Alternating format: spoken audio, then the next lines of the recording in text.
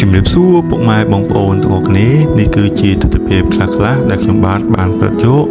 នៅពេលដែលខ្ញុំបាទនិងក្រុមគ្រួសារបានទៅសម្រាកនៅលើឧទ្យានជាតិគិរម្យហើយនេះគឺជាទស្សនវិជ្ជានៅមុខបន្ទប់ដែលខ្ញុំបាទបានស្នាក់នៅចំពោះតម្លៃបន្ទប់ដែលខ្ញុំបាទបានស្នាក់នៅគឺមានតម្លៃ$95ប៉ុន្តែខ្ញុំបាទបានទទួលការ discount ពី resort 30% ហើយនេះគឺជាបន្ទប់ដែលខ្ញុំបាទបានស្នាក់នៅនេះគឺជាទស្សនវិជ្ជាដែលខ្ញុំបាទបានថតនៅពេលព្រឹកព្រលឹមពីបន្ទប់របស់ខ្ញុំហើយចំពោះថ្លៃបន្ទប់ផងដែរគឺមានការថែមជូននៅអាហារពេលព្រឹកដោយឥតគិតថ្លៃ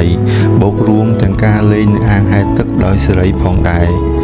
ហើយនេះគឺជាទស្សនវិជ្ជាដែលខ្ញុំបាទនិងក្រុមគ្រួសារបានឡើងទៅលើរេស្តូរ៉ង់ដើម្បីសោះស្រូបនៅអាហារពេលព្រឹកហើយនេះគឺជាទស្សនវិជ្ជាដែលខ្ញុំបាទបានថតពីលើរេស្តូរ៉ង់ទៅគឺពិតជាស្រស់ស្រាយមែនទែនចំពោះបងប្អូនដែលចង់បំបត្តិនៅទុក្ខកង្វល់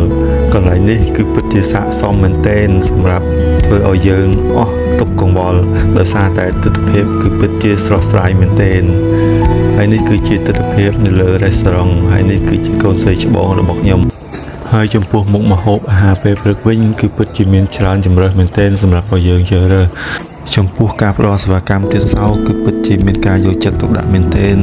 ពីបុគ្គលិកផ្នែកនីមួយៗរបស់ resort ចំពោះអតិថិជនហើយនេះ